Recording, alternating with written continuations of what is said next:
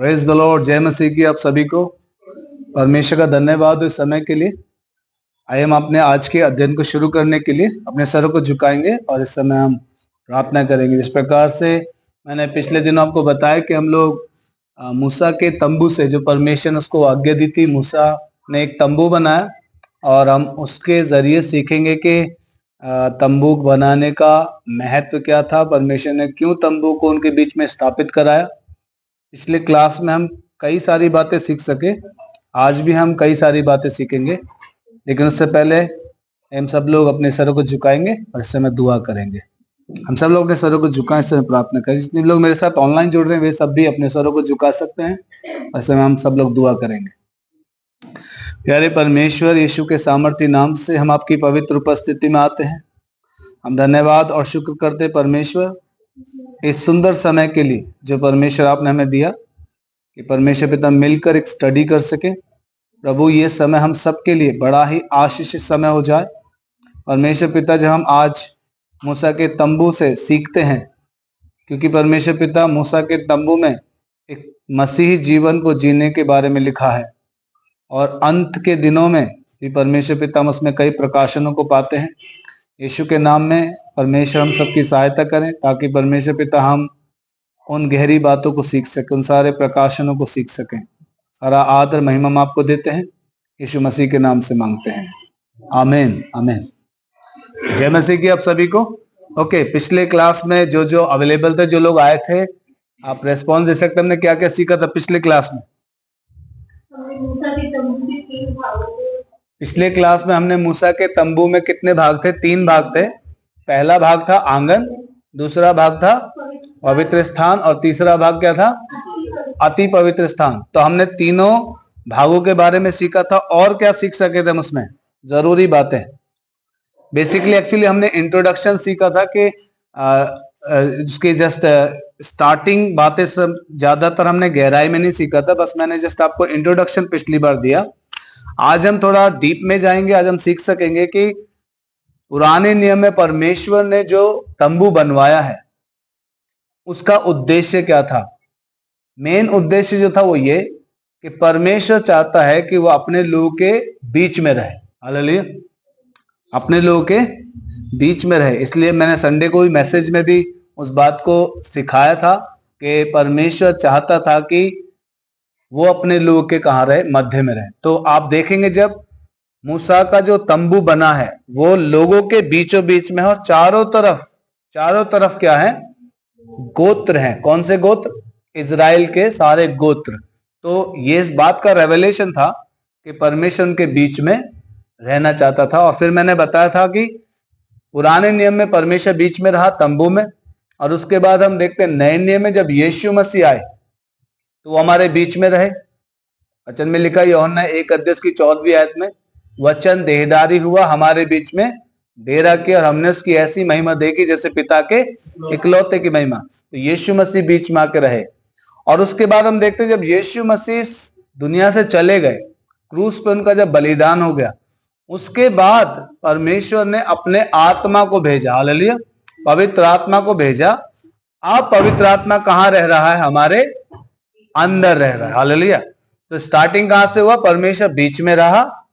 फिर उसके बाद हम देखते परमेश्वर हमारे लोगों के मध्य में रहा और अब परमेश्वर कहां रह रहा है? हमारे अंदर। सो एक्चुअल टैबरनेकल का मीनिंग जो है वो है, या तंबू का मीनिंग जो है वो है निवास स्थान।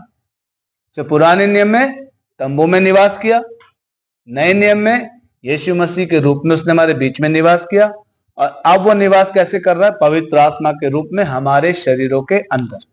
कितने को समझ में आई बात? सो यानी कि टैबरनेकल यानी कि आज जो तंबू है वो कौन है? हम। ठीक है, लेकिन हम पुराने नियम के तंबू से उन रेवलेशंस को सीखेंगे कि पुराने नियम के अंदर क्या जरूरत थी। क्योंकि पुराने नियम के अंदर तंबू के बनाने के पीछे बहुत सारे कारण थे। बेसिक कारण जो था वो ये था कि तंबू से यीशु मसीह को प्रकट किया जाए। मैंने आपको पिछली क्लास में बताया था, एक एक चीज तंबू के अंदर जो लगी थी, यहां तक कि पर्दों का रंग और वहां पर जो खाल इस्तेमाल हुई है, वो कुछ पशुओं की खाल भी लिखा, हम आगे पढ़ेंगे। मटेरियल फर्नीचर इस्तेमाल हुआ है, ये सब कहीं ना कहीं किसको दर्शाता था? यीशु मसीह को, पापों की क्षमा को और पवित्रताई के बारे में। तो हम ये पिछली क्लास में सीख सके। आज हम जो सीखने वाले हैं, जल्दी से हम पढ़ेंगे प्रेरितों के काम 7 अध्याय की 38 आयत 38 वर्ष को पढ़ेंगे। 7वें अध्याय की 38 वर्ष। इज़राइल जो मरुभूमि में था, कितनों को पता है कि इज़राइल मिस्र से निकला और वो कहां पे था? मरुभूमि में, जंगल में था। तो जो जंगल में, मरुभूमि में इज़राइल जो था, ये इज़राइल एक कलीसिया की पिक्चर को दर्शाता है। ये नया लगेगा कुछ, लेकिन हम पहले उस आयत को पढ़ लें तो आपको चीजें क्लियर हो जाएंगी। प्रेरितों के काम 7 अध्याय उसकी 38 आयत। यह वही है जिसने जंगल में कलीसिया के बीच उस स्वर्गदूत के साथ सीने पहाड़ पर। हाँ, ये वही है जिसने स्वर्गदूत के जंगल में, फिर से पढ़ेंगे थोड़ा। यह वही है जिसने जंगल में कलीसिया के बीच उस स्वर्गदूत के साथ सीने पहाड़ पर उससे बातें की और हमारे बाप दादाओं के साथ था। ये किसके बारे में बात हो रही है? परमेश्वर के बारे में बात हो रही है, जो हमारे बाप दादाओं के साथ था। यानी कि यहाँ पर जो बात कर रहे थे, स्तिफनुस बात कर रहे हैं, और वो बता रहे थे लोगों को, जब प्रचार कर रहे थे तो कहना चाह रहे थे इजरायली थे, उनके साथ कौन था? हमारा परमेश्वर।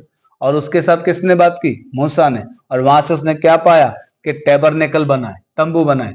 तो इजराइल जो था, ये एक्चुअली उस समय में चर्च की, यानी कलीसिया की एक छाया था। जंगल में परमेश्वर के बीच में रहा। वैसे ही नए नियम में जो आप पढ़ेंगे तो परमेश्वर आज बीच में है, किसके? चर्च के। कितनों को चीज समझ में आ रही? जैसे पुराने नियम में परमेश्वर इजराइलियों के बीच में था तंबू में, वैसे आज परमेश्वर चर्च के बीच में है। हालेलुया। तो जो पुराने नियम का तंबू है, किस चीज को दर्शाता है? चर्च को दर्शाता है, वो कलीसिया को दर्शाता है। ओके, एक और जल्दी से रेफरेंस पढ़ेंगे। गलातियों 6 अध्याय उसका 16 है। गलातियों 6 अध्याय उसका 16 है।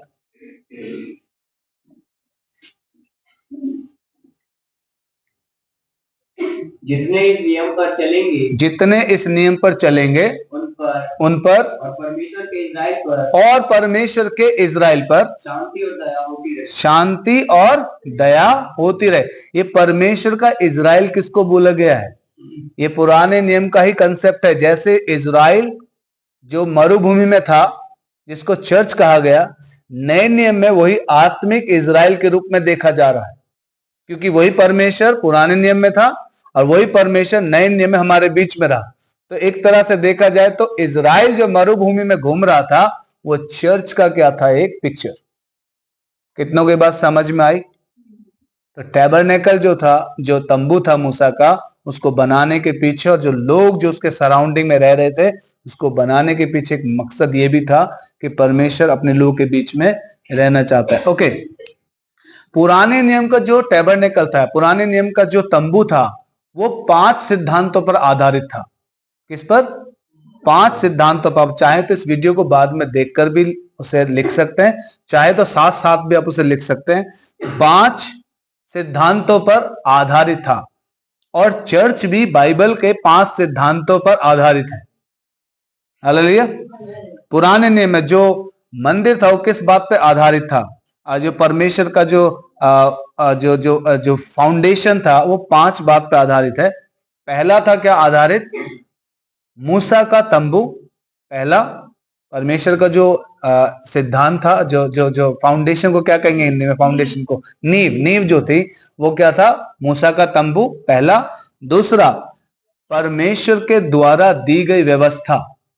परमेश्वर के द्वारा दी गई व्यवस्था। तीसरा जो था, वो था याजक।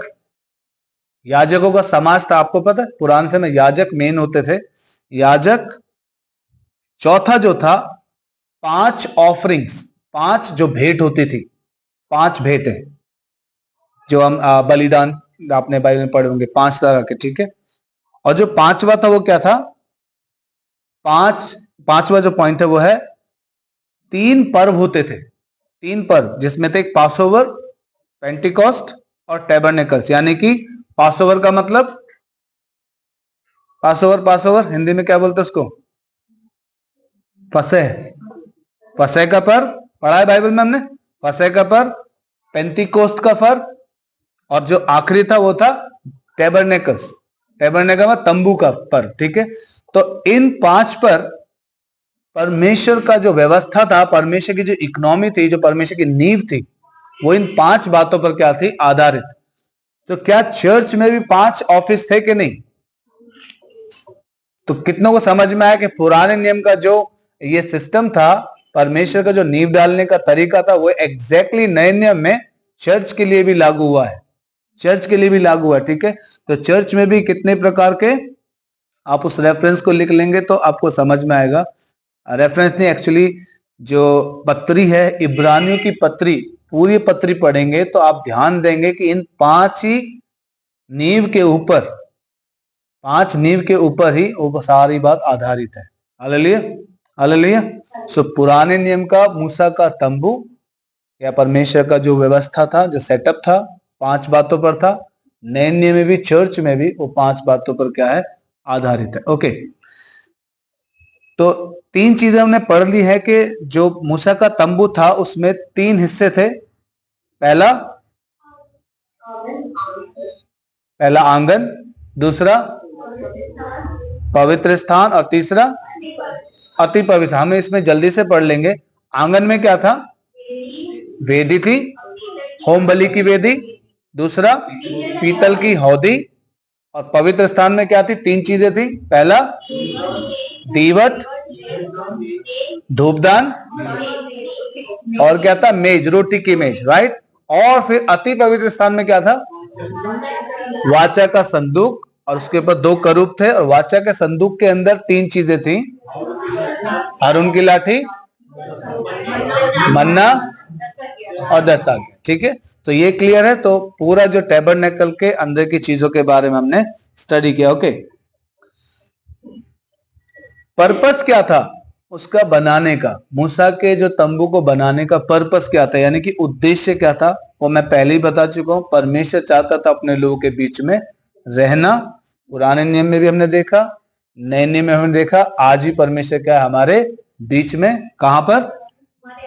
हमारे अंदर, यानी कि चर्च में और हमारे अंदर। Okay, okay, next. जब भी आप बाइबल में मूसा के तंबू के बारे में पढ़ेंगे तो आपको 5 नाम से जाना जा सकता है। 5 नाम से जब भी आप पढ़ते हो आप समझ जाइए कि परमेश्वर के तंबू के बारे में बात हो रही है। पहला, इंग्लिश में लिखेंगे तो द टैबरनेकल, पहले तो तंबू ही लिखते हैं उसको, जो मूसा के द्वारा बनाया गया। दूसरा एक शब्द आप पढ़ेंगे सैंक्चुअरी, इंग्लिश में द सैंक्चुअरी, हिंदी में क्या बोलेंगे? नहीं, सेंचुरी नहीं कह रहा हूं, ऑनलाइन वाले बता सकते हैं। Sanctuary, pastor Rohit, can you translate? Oh, that's very good that you are joining. Okay, sanctuary को आप वहां पे ट्रांसलेट करके, मेरे ख्याल से शायद पवित्र स्थान या निवास स्थान, पवित्र स्थान बोलते हैं उसको, सैंक्चुअरी। नहीं है तो आप क्या कर सकते हैं? आप उसे डिक्शनरी कर सकते हैं। यस, एग्जैक्टली, मीनिंग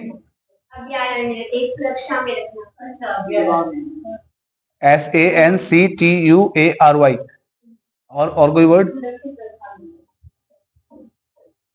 परमेश्वर का एक सुरक्षित स्थान या निवास स्थान, ठीक है, यानी पवित्र स्थान को बोला जाता है सैंक्चुअरी। ओके, जब भी आप बाइबल में सबको पढ़ेंगे आप समझ जाइए परमेश्वर के मंदिर के बारे में बात हो रही है, ठीक है। तीसरा शब्द द टेंट ऑफ टेस्टमनी और विटनेस, यानी कि गवाही का तंबू। गवाही का तंबू जब आएगा, मैं इनके रेफरेंस भी साथ में लिखवा देता हूं ताकि आपको याद रहेगा। पहले का रेफरेंस लिख दिया द टैबरनेकल, यानी कि तंबू का रेफरेंस लिख लीजिए, निर्गमन 25 उसका 9 आयत, निर्गमन 25 उसका 9 आयत, निर्गमन 25 उसका 9 आयत। दूसरा द सैंक्चुअरी, यानी कि पवित्र स्थान के बारे में, निर्गमन 25 उसका 8 आयत, निर्गमन 25 उसका 8 आयत। एक्चुअली सेंचुरी का मतलब ए होली प्लेस, यानी कि एक पवित्र स्थान ही होता है, ठीक है, और एक ऐसी जगह जिसको अलग किया गया है, ठीक है, परमेश्वर के उपस्थिति के बारे में वो बताता है, जहां पे परमेश्वर का हैबिटेशन है, जहां पे परमेश्वर वास करता है, उस जगह को इंग्लिश में क्या बोलते हैं, सेंचुरी। समझ में आ रहा है? Third, the tent of testimony, गवाही का तंबू, गिनती 9 उसका 15, गिनती 9 उसका 15, गिनती 17 उसकी 7 आयत, गिनती 18 उसकी 2 आयत। मैं फिर से रिपीट कर रहा हूं, गिनती 9 उसका 15, गिनती 17 उसका 7, गिनती 18 उसका 2। सबने लिख लिया? Okay, next. सो चौथा नाम बाइबल में जो आया है, द हाउस ऑफ गॉड, परमेश्वर का घर, द हाउस ऑफ गॉड, ये तो सबको पता है ना। तो हाउस ऑफ गॉड, यीशु मसीह ने भी नए नियम में भी कहा कि मेरे पिता का घर प्रार्थना का घर कहलाएगा, तुमने से क्या बना दिया, डाकुओं की खो बना दिया। तो जब पिता का घर आया है, द हाउस ऑफ गॉड का मतलब ये उस परमेश्वर के मंदिर के बारे में बात हुई, ठीक है। ओके, निर्गमन, इसका रेफरेंस है निर्गमन 34 उसका 26 आयत। ये रेफरेंसेस मैं आपको इसलिए दे रहा हूं ताकि आप घर पे जाके इन्हें पढ़ सकें और आपको और इजीली चीजें समझ में आएंगी, ठीक है। निर्गमन 34 उसका 26, व्यवस्था विवरण 23 उसका 18, व्यवस्था विवरण 23 उसका 18 है। एक और रेफरेंस लिख सकते हैं हम, यहोशू 9 उसका 23। एक रेफरेंस पढ़ेंगे तो अच्छा रहेगा, यहोशू 9:23 पढ़ेंगे तो। अपनी बाइबल्स ओपन रखिए प्लीज, मैं रेफरेंस कभी भी बोल सकता हूं तो आप उसे जल्दी से पढ़ दीजिए। यहोशू 9:23, इसको पढ़ेंगे हम, यहोशू 9:23 को। इसलिए अब तुम शापित हो, इसलिए अब तुम शापित हो, और तुम में से ऐसा कोई नहीं ना रहेगा, और तुम में से ऐसा कोई ना रहेगा जो दास अर्थात मेरे परमेश्वर के भवन के, अर्थात मेरे परमेश्वर के भवन के, हाउस ऑफ गॉड, वहां पे शब्द है, परमेश्वर के भवन के लिए लकड़हारा हाँ और पानी भरने वाला ना हो, और लकड़हारा और पानी भरने वाला ना हो, ठीक है। तो वहां पे शब्द आया परमेश्वर के भवन के, यानी कि हाउस ऑफ गॉड। पांचवा टाइटल एक और आपको पढ़ने को मिलेगा बाइबल में। तो जब भी ये टाइटल्स पढ़ने को मिलेगा, आप समझ जाइए किसके बारे में बात है, परमेश्वर घर के बारे में बात हो रही है, परमेश्वर के पवित्र स्थान के बारे में बात हो रही है, या मूसा के तंबू के बारे में बात है। तो ये सारे टाइटल्स मिलते जुलते हैं, लेकिन इसका मीनिंग बिल्कुल सेम वही है, ठीक है। The tent of the congregation, the tent of the congregation, congregation क्या बोलते हैं हिंदी में, कॉन्ग्रीगेशन, कॉन्ग्रीगेशन, कॉन्ग्रीगेशन, सभा, एग्जैक्टली सभा। The tent of the congregation यानी कि सभा का तंबू, यानी कि सब लोग वहां पर क्या होते थे, इकट्ठे होते थे और परमेश्वर की क्या करते थे, उपासना, उसकी आराधना करते थे। निर्गमन 40, 34 और 35 आयत। अच्छा रहेगा इस रेफरेंस को हम पढ़ेंगे तो, निर्गमन 40, 34 और 35 आयत। Thank you brother Akash, thank you so much, thank you so much. मिलाप वाले तंबू पर छा गया, तब बादल मिलाप वाले तंबू पर छा गया, यहोवा का तेज निवास स्थान में भर गया। ये एग्जैक्ट वर्ड वहां पे बोला है, मिलाप वाले तंबू पर छा गया, और यहोवा का तेज निवास स्थान में भर गया, निवास स्थान में भर गया, और बादल मिलाप वाले तंबू पर ठहर गया, और बादल मिलाप वाले तंबू पर क्या हो गया, ठहर गया, और यहोवा का तेज निवास स्थान में भर गया, और यहोवा का तेज निवास स्थान में भर गया। इस कारण मूसा उसमें प्रवेश ना कर सका, इस कारण मूसा उससे प्रवेश ना कर। तो सही शब्द जो आया वो बिल्कुल से मिलाप वाला तंबू। Okay, so the tent of congregation का मतलब है मिलाप वाला तंबू। तो जब भी बाइबल में आप इन 5 टाइटल्स को पढ़ रहे हैं, आप समझ जाइए इंडिकेट किधर कर रहा है, परमेश्वर के घर को। ओके, या अगर कहीं पे आ गया मिलाप वाला तंबू, तो समझ जाइए किसके लिए बात हो रही है, जो परमेश्वर ने निवास स्थान बदलवाया था, ठीक है। ओके, सो ये टाइटल्स मुझे पढ़ाने थे। आपने नोट किया होगा 2 पॉइंट्स में टेंट आया है, तंबू नोट किया, किस किसने नोट किया था, ऑनलाइन वाले नोट करते, तंबू, तंबू शब्द है यहाँ पे। तंबू शब्द का भी एक रेवलेशन है एक्चुअली, वो ये कि तंबू जो होते हैं वो टेम्पररी होते हैं। तंबू टेम्पररी है, तंबू परमानेंट नहीं है। परमानेंट बाइबल में आप देखेंगे ध्यान से, परमानेंट जो बनाया था वो सुलेमान ने बनाया, तो ये तंबू में था वो क्या था? टेम्पररी। वो भी एक रेवलेशन था चर्च के लिए कि चर्च इस दुनिया में टेम्पररी है। बाइबल कहते हैं हम परदेसी हैं, हम मुसाफिर हैं इस दुनिया में, एक दिन हम अपने परमानेंट घर में जाएंगे। कितने को समझ में आया? 2 टाइटल्स में टेंट यूज हुआ है, तो टेंट का मीनिंग है वो, ये जो रेवलेशन है वो ये टेंट जो होता है वो मुसाफिरों के लिए होता है, वो परमानेंट हैबिटेशन या परमानेंट रहने का स्थान नहीं होता है। तो यदि आप और मैं इस दुनिया में, तो आप समझ लीजिए हम सब अभी टेंट में हैं। इसीलिए पौलुस एक जगह कहते हैं हमारा ये डेरा सरी का घर गिराया जाएगा। इसमें जो ये टेम्पररी है ये ढा दिया जाएगा ताकि अपने परमानेंट में जाए। कितने लोग परमानेंट में जाने को तैयार है? इंपॉर्टेंट है। हालेलुया। ओके, तो कितने लोग तैयारी कर रहे हैं इसकी? हम सब यीशु विश्वास करते हैं हम सबका परमानेंट घर तैयार हो रहा है। हालेलुया। एक प्रभु के सेवक ने कहा कि मैं इस पृथ्वी में अभी इसलिए हूं क्योंकि मेरा अभी घर तैयार नहीं हुआ है। जिस दिन मेरा घर तैयार हो जाएगा मैं वहां पहुंच जाऊंगा। हालेलुया। ओके, नेक्स्ट टॉपिक मैं आपके साथ शेयर करना चाहता हूं। बिल्डिंग को बनाने के लिए, यानी कि परमेश्वर के तंबू को बनाने के लिए, आपको पता लोगों ने ऑफरिंग दी थी। लोगों ने क्या दी थी? आज भी कई लोग चर्च बनाते थे, लोग ऑफरिंग करते, राइट? तो वो पांच नहीं, आई थिंक नॉट 5,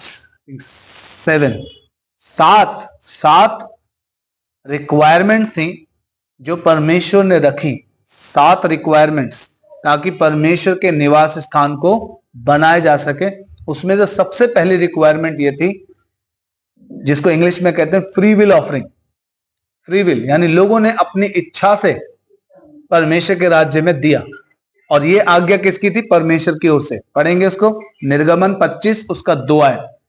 निर्गमन 25 उसका 2 आयत। पहला, स्वेच्छा से दान किया गया, स्वेच्छा से भेंट। दान नहीं लिखेंगे, दान शब्द सही नहीं, क्योंकि परमेश्वर को हम दान नहीं देते हैं, परमेश्वर को क्या देते हैं? भेंट देते हैं। तो अच्छा रहेगा उस भेंट को वहां पे वर्ड इस्तेमाल करें तो अच्छा है। फ्री विल यानी कि अपनी खुद की इच्छा से भेंट चढ़ाना। निर्गमन 25:2 पढ़ेंगे जल्दी से। इजराइलियों से ये कहना कि मेरे लिए भेंट लाएं। कौन कह रहे हैं? परमेश्वर कह रहा है इजराइलियों से ये कहना कि मेरे लिए क्या लेके आए? भेंट लेकर आए। जितने अपनी इच्छा से देना चाहे, जितने अपनी इच्छा से देना चाहें, उन्हीं सबों से मेरी भेंट लेना। हाँ, वर्ड आया वहां पर, उन्हीं सबों से लेना, बाकियों से नहीं लेना। हाँ, बिल्कुल सही है। जिसका मन ही सही नहीं है तो उससे नहीं लेना, जिसको सचमुच देना है उससे लेना। ओके, तो ये आगे किसकी ओर से थी? परमेश्वर की ओर से। तो इसका मतलब बाइबल कहती है कि बहुत सारे लोग अपनी भेंटें लेकर आए। जब उस अध्याय को पढ़ेंगे आगे तो बहुत सारे लोग उस भेंट को क्या करने के लिए लेकर आए। और किसके लिए दिया उन्होंने? किसके लिए दिया? आपको पता देने का आत्मा उनके ऊपर था। कितने लोग विश्वास करते हैं देना भी एक गिफ्ट है, देना एक वरदान है। परमेश्वर के राज्य के लिए देना एक वरदान है एक्चुअली। तो यहां पर इन्होंने परमेश्वर के तंबू को बनाने के लिए जो परमेश्वर ने आज्ञा दी, लोगों ने दिया। और आपको एक बात बताऊं, इन लोगों ने जो दिया, सवाल उठता है इनके पास मरुभूमि में पैसा कहां से आया? इनके पास मरुभूमि में इतना पैसा दौलत कहां से आई? कौन बाइबल पढ़ता है? हाँ, एग्जैक्टली, वो मिस्र से। और ये भी ऑलरेडी प्रोफेसाई की हुई थी, किसने? परमेश्वर ने। ये बड़ा इंटरेस्टिंग पॉइंट है, मैं चाहता हूं आपके साथ शेयर करना कि परमेश्वर ने पहले अब्राहम के टाइम में इस बात की प्रोफेसी की थी कि वो बंधुआई में जाएंगे और वहां से क्या करेंगे? वो मिस्रियों को लूट के आएंगे। तो ये बड़ा इंटरेस्टिंग है कि जो लूटा था वो उनका नहीं था, वो जो लूटा था उनका नहीं था, और जो था भी तो वो किसके लिए था? वापस लेने के लिए। किसको? परमेश्वर ने जो आपको वेल्थ दी आपकी नहीं है। हालेलुया। यानी परमेश्वर चाहता है उससे उसके राज्य के लिए क्या करें? इस्तेमाल करें। ओके, सो और यहां पर लोगों ने क्या किया? परमेश्वर के राज्य के लिए दिया। दूसरा पॉइंट, पहला बताया कि लोगों ने स्वेच्छा से दिया। दूसरा पॉइंट है कुछ लोग अपने आप उत्साहित हुए। कुछ लोग अपने आप उत्साहित हुए। और उसे पढ़ सकते हैं आप, निर्गमन 35 उसका 21 है। एक रेफरेंस जरूर पढ़ेंगे, निर्गमन 35 उसका 21।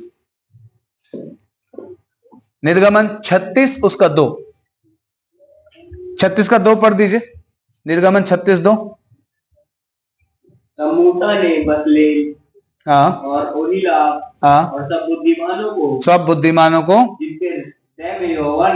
जिनके हृदय में यहोवा ने बुद्धि का प्रकाश दिया था, अर्थात जिनको पास आकर काम करने का उत्साह हुआ था, जिनको परमेश्वर का काम करने का क्या हुआ था, उत्साह हुआ था, उन सबों को बुलवाया। तो इसका मतलब कुछ ऐसे भी लोग थे जिनके मन को यहोवा ने खुद उभारा था। यहाँ पे इंग्लिश में एक वर्ड है स्टर्ड अप। स्टर्ड अप का मतलब खुद उभारना। आप में से किस किस का मन उभरता है परमेश्वर के राज्य के लिए देने के लिए? परमेश्वर ही कई बार मनों को क्या करता है, उभारता है। हालेलुया। तो यहाँ पर भी कुछ लोगों का क्या मन हुआ, उभरा परमेश्वर के राज्य के लिए देने के लिए, परमेश्वर के मंदिर को बनाने के लिए। ओके, तीसरा पॉइंट, कुछ लोगों ने, मैंने बताया अपना आप ही क्या बनाया, खुद मन बनाया, उनकी खुद की इच्छा हुई। एक पहले बताया कि जो स्वेच्छा से देना चाहे, परमेश्वर ने आज्ञा दी थी तो आज्ञा के कारण किया। कुछ के बारे में लिखा है परमेश्वर ने लोगों का खुद मन उभारा। कुछ लोग क्या थे, उन्होंने खुद ही अपने मन को क्या किया, तैयार किया। ओके, उसे आप लिख लेंगे, अच्छा रहेगा। निर्गमन उसका 35 का 5 पढ़ेंगे कोई? निर्गमन 35 का 5। तुम्हारे पास से यहोवा के लिए भेंट ली जाए, तुम्हारे पास से यहोवा के लिए भेंट ली जाए, अर्थात जितने अपनी इच्छा से देना चाहे, अर्थात जितने अपनी इच्छा से देना चाहे। देखो, पहली बात मैंने बताई कि परमेश्वर की इच्छा से, राइट, परमेश्वर ने आज्ञा दी और लोगों ने किया। दूसरा मैंने बताया, दूसरा क्या था कि परमेश्वर ने लोगों को उभारा। बट तीसरा मैं क्या बता रहा हूं, परमेश्वर ने उभारा नहीं है, कुछ नहीं किया, लेकिन लोगों ने खुद ही क्या किया, अपनी इच्छा से क्या किया, देना चाह। आगे हाँ पढ़ेंगे। यहोवा की भेंट करके ये वस्तुएं ले आए, वो यहोवा के लिए भेंट करके ये वस्तुएं ले आए। ओके, अर्थात सोना, चांदी, पीतल। समझ पाए सभी? ओके, फोर्थ, चौथा, इंग्लिश में है by a free hearted people. Free hearted peoples को अगर आप निर्गमन 35 और 36 पढ़ेंगे तो वहां पर जो शब्द आया हार्ट मतलब हृदय, वहां पर 12 बार यूज हुआ है। कितनी बार?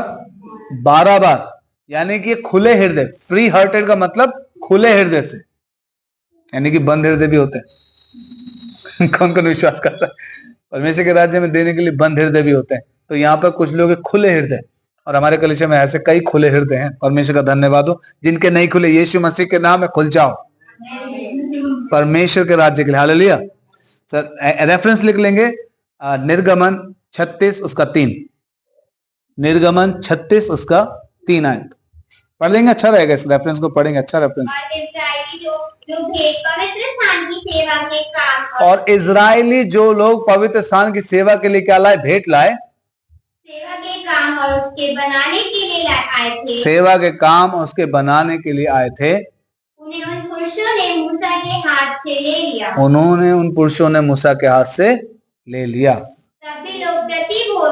तब भी लोग प्रति भोर को यानी कि हर सुबह उसके पास भेंट अपनी इच्छा से लाते रहे। हाँ, उसके पास अपनी भेंट इच्छा से। इसको मैं थोड़ा सा एक्सप्लेन करना चाहूंगा।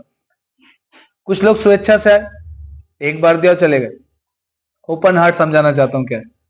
दूसरा, परमेश्वर ने लोगों के मन उभारे तब लाए। तीसरे, खुद अपनी इच्छा उनको लगा के देना चाहिए। चौथे क्या थे, एवरीडे। बाइबल कहती है रोज लाते रहे। तो इनको कहा जाता फ्री विल, फ्री हार्टेड। पूरा इनका मन क्या था, परमेश्वर के राज्य के लिए, बस परमेश्वर के लिए हम कुछ कर सकें, है ना, इस तरह के लोग। पांचवा point, by the wisdom of God. परमेश्वर के जो बनाने के लिए जो इस्तेमाल हो, बाय द विजडम, परमेश्वर की बुद्धि के कारण भी। आप लिखेंगे इसका रेफरेंस, निर्गमन 36 1 से लेकर 8 आयत।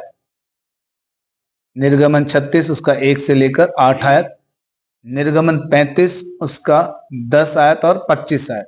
10 से 25 नहीं कह रहा हूं मैं, 10 और 25 आयत। निर्गमन 35 का 10 पढ़ेंगे कोई? तुम में से जितनों के हृदय में बुद्धि का प्रकाश है। बुद्धि का क्या है? प्रकाश है, वे सब आकर जिस जिस वस्तु की आज्ञा यहोवा ने दी है, यहोवा ने दी है वे सब बनाए। वे सब बनाए। यानी कि परमेश्वर के तंबू को बनाने में एक और चीज का इस्तेमाल होता है, बुद्धि का प्रकाश। जिस कितने लोग विश्वास करते हैं कि बुद्धि का भी दान परमेश्वर की ओर से है। बाइबल में आप आगे हम इसको स्टडी करेंगे। जितने लोगों ने परमेश्वर के तंबू को बनाया है वे साधारण लोग नहीं थे। बाइबल कहते परमेश्वर के द्वारा बुद्धि दिए गए लोग थे, वो बुद्धिमान लोग थे और उनमें नाम भी है। वो कौन था हम आगे पढ़ेंगे, ठीक है। ओके, 6th पॉइंट, 6वां पॉइंट। मैंने कितने पॉइंट बताए? 7 पॉइंट हम लिखेंगे जो परमेश्वर के मंदिर को बनाने में काम आए हैं, ठीक है। 6th point, by the spirit of God, परमेश्वर की आत्मा के द्वारा, परमेश्वर की आत्मा के द्वारा लिखेंगे। निर्गमन 35 उसका 30 से लेकर 35 आयत। निर्गमन 35 उसका 30 से लेकर 35 आयत। निर्गमन 36 उसका 1 से लेकर 3 आयत। ये रेफरेंसेस लिख लीजिए। आई होप कि जो ऑनलाइन मुझे सुन रहे हैं उन सबको चीजें समझ में आ रहे होंगे। इस लाइव सेशन को आप शेयर कर सकते हैं ताकि और भी लोग हमारे साथ जुड़कर इस स्टडी में भाग ले सकें। और मैं आपको यकीन दिलाता हूं इस स्टडी के द्वारा बहुत आशीषित होंगे। तो आप सभी को आशीष दे। हालेलुया। ओके, कितना लिख लिया? निर्गमन 35 उसका 30 से लेकर 35। निर्गमन 36 उसका 1 से लेकर 3। निर्गमन 36 1 से 3 पढ़ेंगे, 3 आयतें पढ़ेंगे।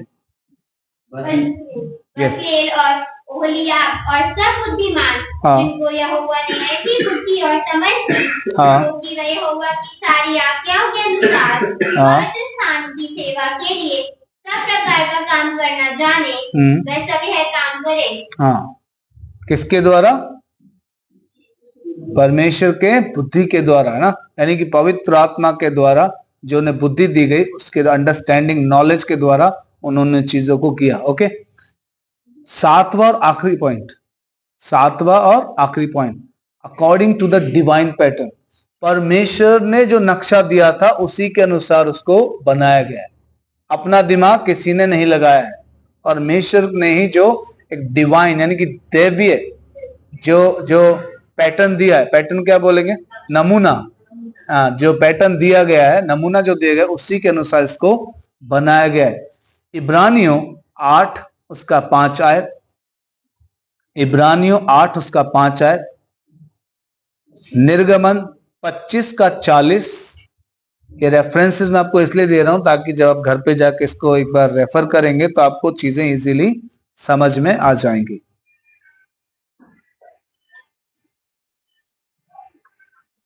निकले सभी ने? ओके, आप नोट करेंगे जब से स्टडी करेंगे तो आपको समझ में आएगा कि पैटर्न नहीं बदला था, कोई मिलावट नहीं थी उसमें, मेजरमेंट में कोई फर्क नहीं था, दिशा में कोई फर्क नहीं था, कौन से लोग किस दिशा में रहेंगे, ये सब बिल्कुल परमेश्वर के द्वारा जो डिवाइन पैटर्न दिया गया, जो दैवीय नमूना दिया गया था, उसी के अनुसार इसको मूसा के द्वारा लोगों ने बनाया है। ओके, एक्चुअली यहाँ पर जो मेरे पास नोट्स हैं, अगर आप उसको ऑनलाइन देख सकते हैं या ऑफलाइन देख सकते हैं तो आपको समझ में आएगा। आई डोंट नो कि आपको क्लियर हो रहा है कि नहीं। ये टैबरनेकल का क्या था? पूरा नमूना था, जिसमें ऊपर की तरफ देखेंगे वेस्ट, ये ईस्ट, और आई थिंक ये नॉर्थ, सॉरी उल्टा हो गया मेरे साथ। ओके, ये ईस्ट था, इधर से लोग एंटर होते थे। ये वेस्ट है, east west north south. Okay, so actually ये जितने भी डॉट डॉट दिखाई दे रहे हैं आपको, ये सारे गोत्र थे, ये सारे गोत्र थे। इसको ध्यान से देखेंगे और आपको समझ में आएगा टैबरनेकल के अंदर यानी मसीह जो मूसा का जो तंबू था उसमें पिक्चर आपको दिखाई देगी। सब इधर देखिए, सब लोग इधर इस पिक्चर को देख लीजिए, आपको पता चल जाएगा। ऊपर के गोत्र है, इधर भी गोत्र है, इधर भी गोत्र है, और नीचे भी क्या है? गोत्र है। आप देखिए पिक्चर कौन सी बन रही है उसमें?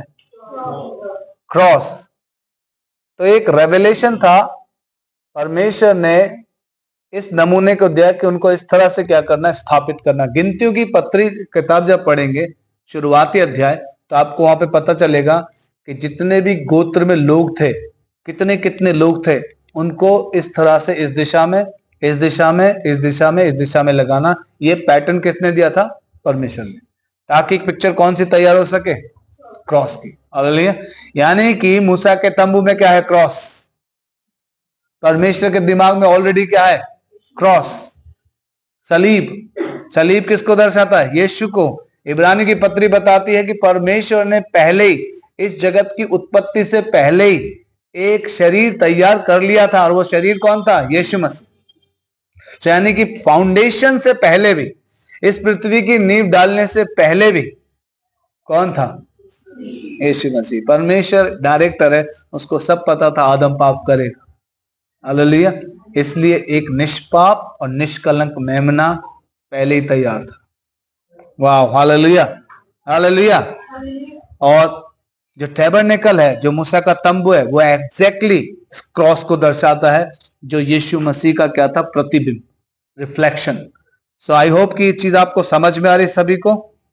तो मैं इस पे ज्यादा टाइम नहीं लेना चाहता हूँ। ये मैं आपको जो बताना चाहता था कि टैबरनेकल के अंदर कौन है? यीशु मसीह है। ओके, नेक्स्ट हम एक इंपॉर्टेंट चीज को सीखने वाले हैं। जो मूसा के तंबू में फर्नीचर इस्तेमाल हुए, क्या इस्तेमाल हुए? फर्नीचर को हिंदी में क्या कहेंगे? आप में से बहुत सारे लोग फर्नीचर ही बोलते हो। फर्नीचर, फर्नीचर हिंदी में फर्नीचर। चलो गूगल ही कर लो। ऑनलाइन वाले भी गूगल कर लो, फर्नीचर को क्या कहते हैं? पासा रोहित, फर्नीचर को क्या कहते हैं? हाँ, नहीं, इतना भी शुद्ध वर्ड नहीं चाहिए।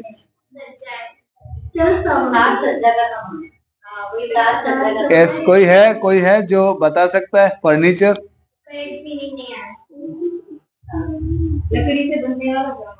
लकड़ी से बनने वाला सामान। सीधा सीधा कहो, साज। कुछ चीजें जो रखने की साज थे, ऐसे समझ लीजिए। फर्नीचर से जब मैं पढ़ूंगा तो वैसे आपको समझ में आ जाएगा। ओके, आप ध्यान दीजिएगा, जितने भी चीजें अंदर रखी गई हैं, सबसे पहला था नहीं, हमें लगता आंगन रखा गया पहले। नो, सबसे पहले रखा गया था वाचा का संदूक।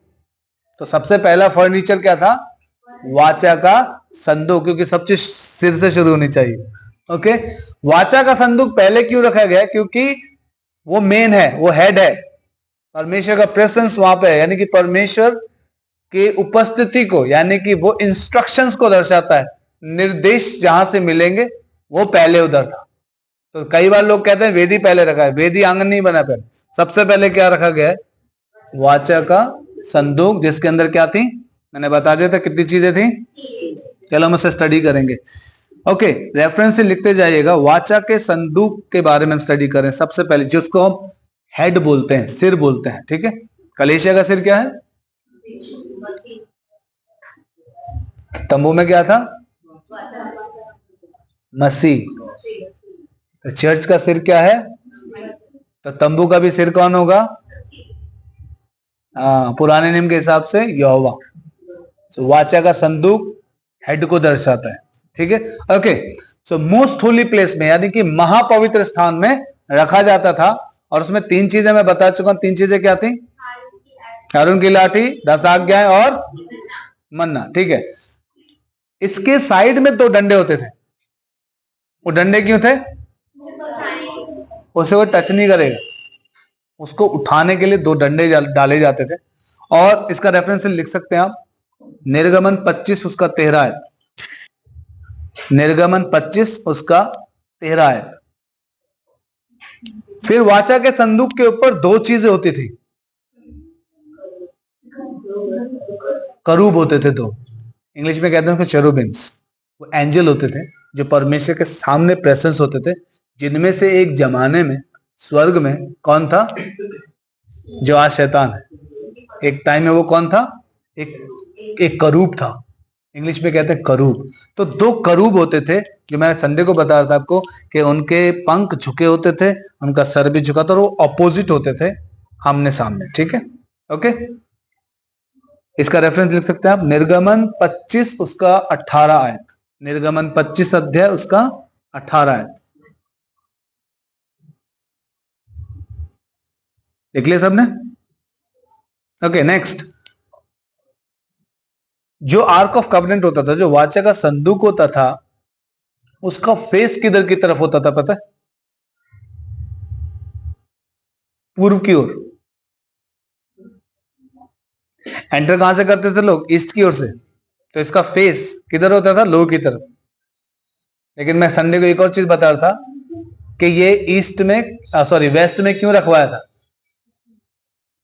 क्योंकि ईस्ट से सूरज उगता था और लोग किसकी वर्शिप करते थे? सूरज की। तो जब लोग एंटर होंगे किस में? वाचा के संदूक में, तो अपनी पीठ करके एंटर होंगे किसकी तरफ? सूरज की तरफ। तो ये आमने सामने थे, परमेश्वर और सूरज। समझ में आया सभी? तो जो वाचा का संदूक का जो फेस था वो किधर की तरफ था? ये कुछ रेवलेशन है जो हमें अच्छे से समझने हैं कि परमेश्वर उसके बिल्कुल सामने था। ये बताने के लिए देख मेरे लोग मेरे पास आ रहे हैं, हालेलुया। मेरे लोग मेरे पास वर्शिप करने के लिए आ रहे हैं, और तुझे क्या दिखा रहे हैं? पीठ। वाह। नेक्स्ट, इसका रेफरेंस लिख लीजिए, लेविटिकस यानी कि लय व्यवस्था 16 उसका 14 है। लय व्यवस्था 16 अध्याय उसकी 14 है।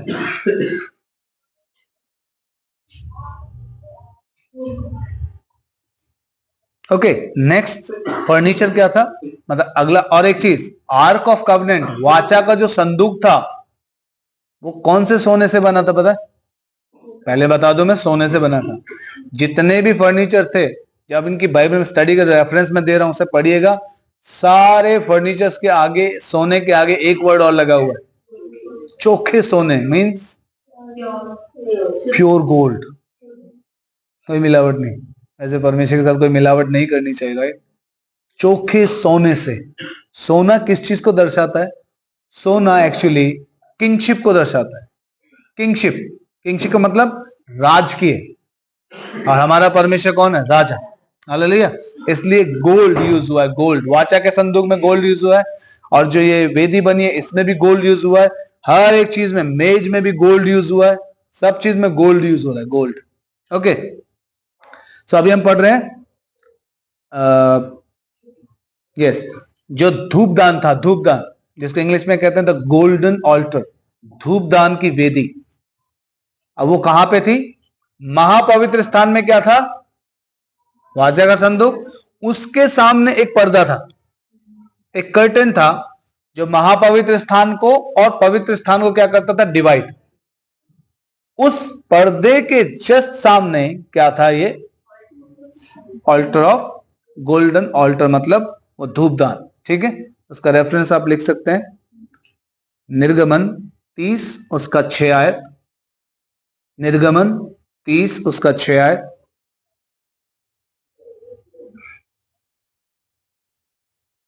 ये एक्चुअल में उस पर्दे के सामने लिखा जा रहा है क्योंकि पर्दा डिवाइड करता था, बट एक्चुअल में ये वाचा के संदूक के सामने होता था। क्योंकि जितने भी आप ऑफरिंग्स करते थे, जो उसमें धूपदान जलाते थे, वो परमेश्वर के सामने ऑफरिंग था। ये एक रेवलेशन था आज के समय से। हम जितने भी प्रेयर्स करते हैं वो किसके सामने करते हैं? यहोवा के सामने। किसके नाम से? यीशु के नाम से। कितने को समझ में आ रही है बात है? ये धूपदान किस चीज को दर्शाता है? हमारे प्रेयर्स को, जो मैं संडे को सिखाती हूँ, हमारी ऑफरिंग्स है, हमारे प्रेयर्स, हमारे निवेदन। ओके नेक्स्ट, निर्गमन 40 उसका 5 आयत भी लिख लीजिए। निर्गमन 40 उसका 5 आयत। मुझे नहीं पता कि हम पूरा आज फिनिश कर पाएंगे। यस, हम कोशिश कर रहे हैं, फिनिश कर लेंगे। हालेलुया। आज का खत्म कर लेंगे हम।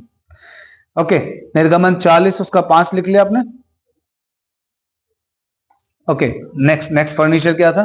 द शूब्रेड टेबल, मतलब रोटी की मेज। तो उसका रेफरेंस लिख लीजिए पहले, निर्गमन 40 उसका 2 आयत। निर्गमन 40 उसका 2 आयत।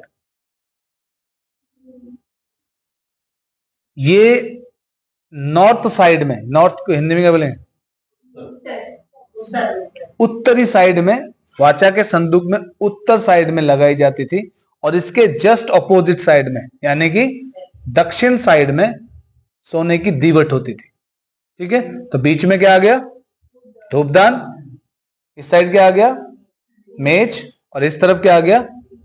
दीवट। ठीक है, तो ये क्या था, मैं वो भी वो उसका आत्मिक कारण ही बताऊंगा किस तरह ये क्यों था इस तरह से। ठीक है, ओके। सो चौथा फर्नीचर क्या है? द गोल्डन कैंडल स्टिक, यानी कि हिंदी में क्या बोलेंगे उसको? दीवट। दीवट, राइट, दीवट। ये था साउथ साइड में, तंबू में साउथ साइड में। इसका रेफरेंस लिख लीजिए आप। साउथ मतलब दक्षिण साइड में था, और ये बिल्कुल ऑपोजिट था किसके? बिल्कुल सामने था किसके? रोटी की मेज के। निर्गमन 40 उसका 24 आयत पढ़ेंगे। आप पढ़ेंगे? लिख लीजिए इसको, उसे घर पे जाकर जरूर पढ़िएगा। ठीक है, ये तीनों चीज कहां पर थी? पवित्र स्थान में। महापवित्र में क्या है? वाचा का संदूक क्या दर्शाता है? हेड। ठीक है, और उसके सामने क्या? धूपदान। धूपदान क्या दर्शाता है? हमारे प्रेयर्स, ऑफरिंग्स, सप्लीकेशंस। ठीक है, जो भी हम निवेदन करते हैं वो। और साइड में मैंने बताया मेज थी किसकी? रोटी की मेज। रोटी का मेज हम सीख रहे थे। रोटी क्या दर्शाती है? परमेश्वर के वचन को, यानी कि इसका मीनिंग था कि जो वचन खाते हो वो जो दीवट है वो रिफ्लेक्शन होना चाहिए, इसलिए सामने। किसको समझ में आ गया? जो यहां से सीख रहे हो, वचन से सीख रहे हो, आपके जीवन से प्रदर्शित होना चाहिए। वो दीवट इस बात को दर्शाता था। और दीवट का एक और कारण था, दीवट में तेल खत्म नहीं होना चाहिए था। दीवट में तेल खत्म, वो दीवट कंटिन्यू जलता रहना चाहिए था। जैसे रोटी रोज रखी जाती थी, वैसे ही दीवट भी डेली जलता रहना चाहिए था। मीनिंग कि जो खाते हो वो तुम्हारे जीवन से क्या होता रहे? रिवील भी होता रहे। तो आज मसीहत में कितना अप्लाई होता है ये चीज? हम सब मसीह हैं, राइट? क्या हमारी मसीहत में अप्लाई हो रहा है आज? हम डेली खा रहे हैं ब्रेड। ब्रेड मतलब वो हार्वेस्ट वाली ब्रेड नहीं, ब्रिटानिया वाली ब्रेड नहीं। कौन सी ब्रेड? परमेश्वर का वचन। क्या इसे खा रहे हैं? इसे खा रहे हैं। तो ये दीवट जो है चल रहा है, इसका मतलब वो रिफ्लेक्ट हो रहा है कि नहीं, वो विटनेस हो रहे हैं कि नहीं, वो गवाह बन रहे हैं कि नहीं मुझके। ठीक है, ओके। एक और रेफरेंस लिख लेंगे, निर्गमन 26 उसका 35 आयत। निर्गमन 26 उसका 35 आयत। ओके, दो चीज रह गई बस। अब हम कहां पे आ गए? कहां से कंस्ट्रक्शन कहां से शुरू हुआ है? हाँ, क्योंकि वो हेड है। उसके बाद पवित्र स्थान। हमने संडे को ना उल्टा सीखा उल्टा था। सीखा उल्टा नहीं था, एक्चुअली मेरा जो मैसेज था वो उसी सेंस में था लेकिन जो सही कंस्ट्रक्शन प्रोसेस था वो क्या था? पहले हेड, उसके बाद होली प्लेस, और उसके बाद आंगन। ठीक है, तो आंगन में कितनी चीजें हैं? दो चीजें। पहला क्या था? नहीं, अब उस साइड से देख रहे हम लोग उधर से आ रहे। ठीक है, वैसे कोई बात नहीं, अब दोनों चीजें वहां पे थी तो आप आगे पीछे बता सकते हैं। पहला था हौदी, जिसमें क्या भरा होता था? पानी। और दूसरा क्या होता था? वेदी, जिसपे क्या किया जाता था? बलिदान। तो ये बलिदान क्या दर्शाता था? पहले रेफरेंस लिख लेंगे, निर्गमन उसका 40 और 7 आयत। निर्गमन 40 उसका 7 आयत। एक रेफरेंस और लिखेंगे, निर्गमन 40 उसका 6 और 29 आयत।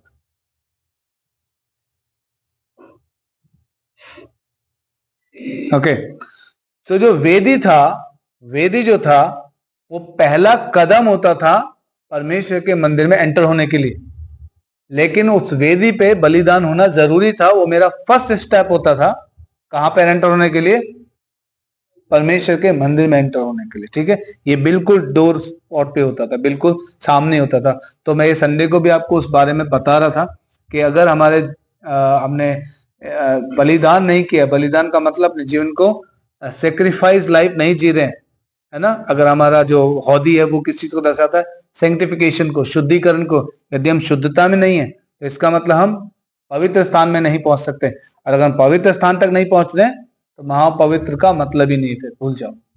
और बाइबल बताते जो ये सब करे बगैर एंटर होता था, हमें सबको पता है क्या होता था, वो जिंदा नहीं आता था फिर। हालेलुया।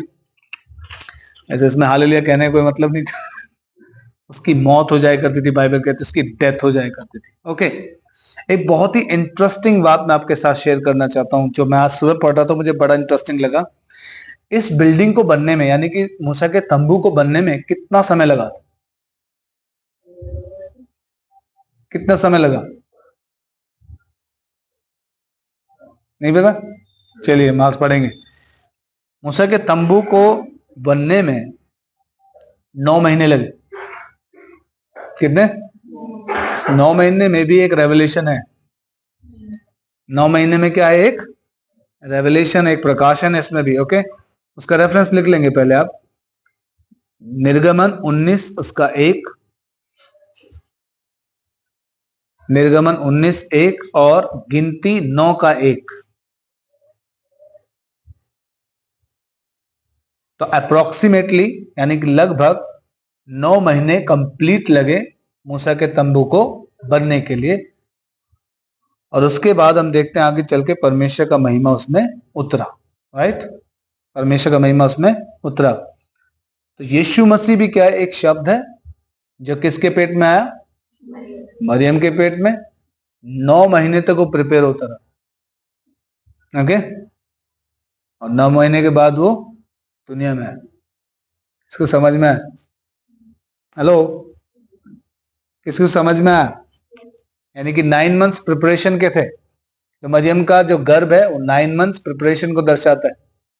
और जैसे 9 मंथ वहां पूरे हो पुराने नियम में, मंदिर तैयार हुआ, परमेश्वर का ग्लोरी उतरा, वैसे ही जब 9 महीने मरियम के पूरे हुए तो यीशु मसीह इस दुनिया में आया, परमेश्वर का महिमा दुनिया पे उतरा। हालेलुया। किसको समझ में आ गया ये बात? यानी कि एक शरीर लिया उसने और हमारे बीच में वो आया गॉडली फॉर्म में। सो डिवाइन नेचर यानी कि दैवीय स्वभाव हमारे बीच में, जैसे 9 महीने वो मंदिर बनने के बाद उतरा, वैसे ही 9 महीने नए नियम में यीशु मसीह शरीर में हमारे बीच में प्रकट हुआ। ओके, आई होप कि जितने भी मेरे साथ आज जुड़े हैं वे सब लोग परमेश्वर के वचन के द्वारा आशीषित होंगे।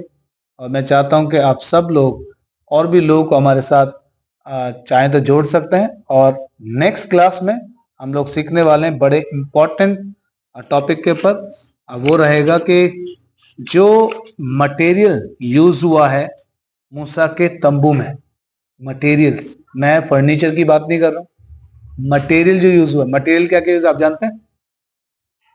गोल्ड, सोना, चांदी, पीतल, लकड़ी, रंग, पर्दे, बहुत कुछ यूज हुआ है। मखमल, कई सारी चीजें, इवन मसाले, तेल, ये सब किस चीज को दर्शाते थे? बकरी के बाल, खाल, ये सारी चीजें, colour, red colour, blue colour, ये सारी चीजें किसी चीज को दर्शाती थी। अब देखना, जब आप पढ़ेंगे, स्टडी करेंगे, आप समझ में आएगा ये सारी चीजें यीशु मसीह को प्रकट करती थी, हमारे रिडेम्पशन को प्रकट करती थी, हमारे छुटकारे को प्रकट करती थी। ये बहुत अमेजिंग होगा। इवन जो मूसा के तंबू को जो ढका गया था बाहर से, वो एक खाल से ढका गया था। जिस पशु को कोई पसंद नहीं करता उसकी खाल से ढका गया था। उसका भी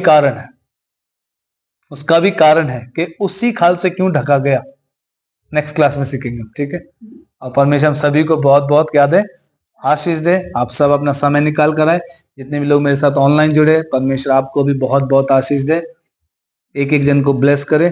आइए हम आज के अध्ययन के लिए परमेश्वर से प्रार्थना करें। प्यारे परमेश्वर, यीशु के सामर्थ्य नाम से हम आपके पास आते हैं। आज के सेशन को हम ब्लेस करते हैं यीशु मसीह के नाम में। जितनों ने पिता जुड़कर सीखा, परमेश्वर पिता वो इसमें बने रहे।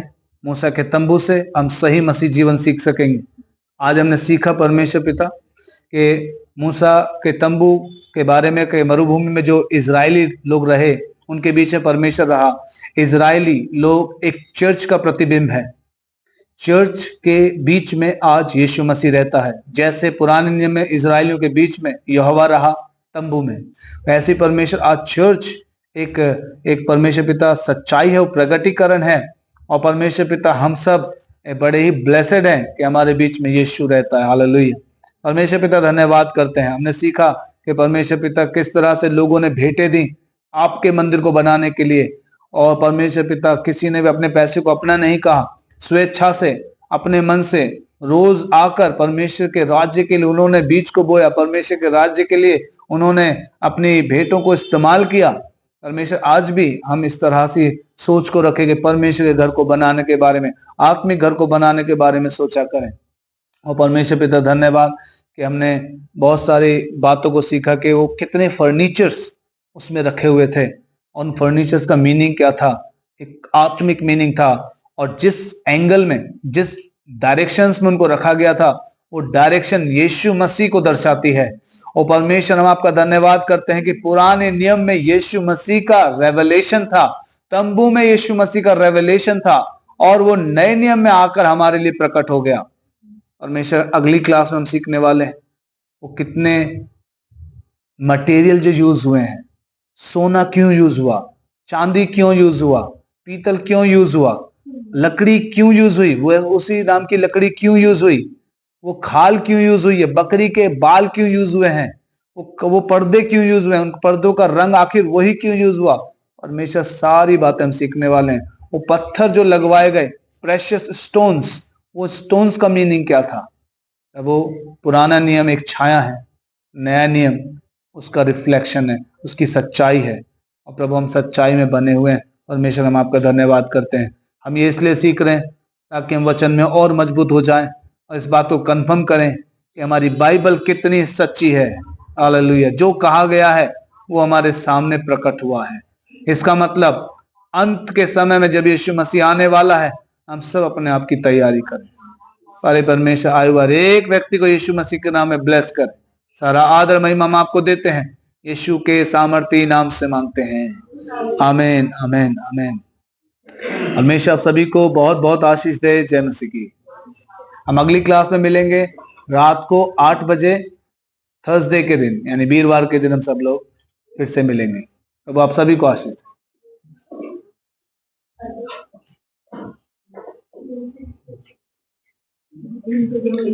Thank you, Jesus. Hallelujah.